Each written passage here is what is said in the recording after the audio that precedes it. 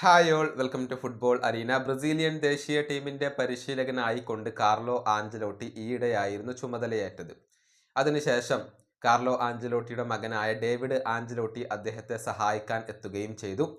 അതായത് ബ്രസീലിന്റെ സ്റ്റാഫുകളിൽ ഒരാളായിക്കൊണ്ട് David Ancelotti ഉണ്ടായിരുന്നു. പക്ഷേ പുതിയ ഒരു ജോലി അദ്ദേഹം ഇപ്പോൾ ബ്രസീലിൽ തന്നെ ഏറ്റെടുക്കുകയാണ്.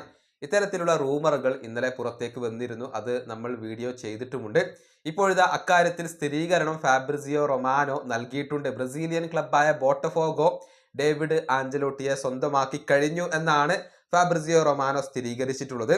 അതായത് ബോട്ടഫോഗോയുടെ പുതിയ പരിശീലകനായിക്കൊണ്ട് ഡേവിഡ് ആഞ്ചലോട്ടി ചുമതലയേൽക്കുകയാണ്.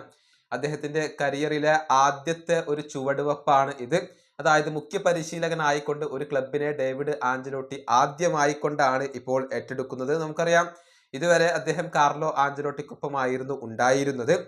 നേരത്തെ റേഞ്ചേഴ്സിലേക്ക് ഡേവിഡ് ആഞ്ചലോട്ടി പോകും എന്നുള്ള റൂമറുകൾ ഉണ്ടായിരുന്നു. പക്ഷെ അതിൽ പ്രോഗ്രസ് ഒന്നും ഉണ്ടായിരുന്നില്ല. പക്ഷെ ഇപ്പോൾ ബോട്ടഫോഗോയുടെ ഓഫർ അദ്ദേഹം സ്വീകരിക്കുകയായിരുന്നു.